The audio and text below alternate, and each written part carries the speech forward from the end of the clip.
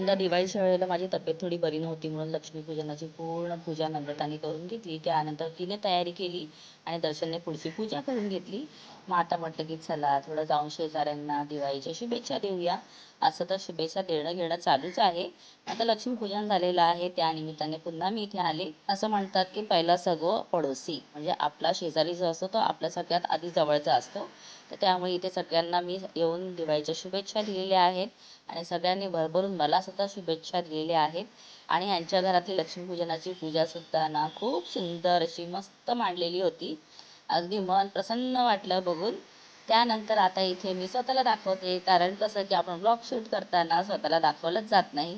तिथून पुन्हा घरी आली. आता ना इथे आम्ही छानपैकी सगळं देवाला नमस्कार वगैरे करून घेतला. दर्शनने पप्पांचे आशीर्वाद घेतले.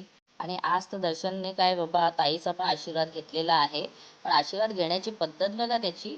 तर आणि ह्यांची मस्ती तर चालूच असते नेहमी.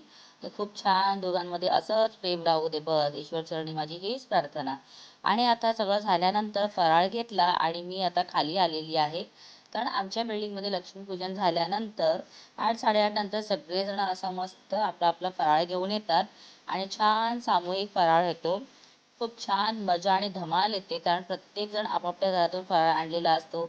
एकमेकांना देत असतो. त्यानंतर मग कोणाचा फराळ आवडला त्याची रेसिपी विचारणार करणार. बापरे, मग या काय गप्पा गोष्टी संपतच नाहीत.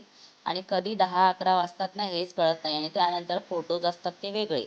तर अशा प्रकारे ना दरवर्षी आमच्या बिल्डिंगमध्ये असे कार्यक्रम सगळ्यांसोबत साजरे केले जातात ना, त्यामुळे जो कोणता सण असतो ना त्याची एक मजाच वेगळी असते. की प्रत्येक सण ना हा उत्साहाने तेवढा साजरा केला जातो.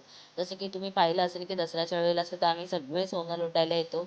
आणि आज तर ना सगळ्यांनी मस्त साड्या वगैरे पण नेसलेल्या, म्हणून त्यांचे लूक एवढे छान वाटत होते ना. म्हणजे असं वाटत होतं की प्रत्येकाला असं बघत राहावं. म्हणजे जी मुलं असं जीन्सवर वगैरे आपल्याला रोज दिसत असतात सणाच्या निमित्ताने, किती छान छान मस्त तयार होतात का नाही. तर हीच आपली संस्कृती आहे. बाकीच्या वेळेला आपण जसंही राहिलो तरी सुद्धा ना आपल्या सणावाराच्या वेळेला आपण त्याला तेवढं इम्पॉर्टन्स देतो.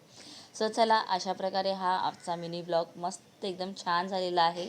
मला तर स्पेशली खूप आवडला. तुम्हाला कसा वाटला मला कमेंट करून सांगा. भेटूया पुन्हा. आणि हो, जाता जाता दिवाळीच्या सगळ्यांना पुन्हा एकदा खूप खूप शुभेच्छा.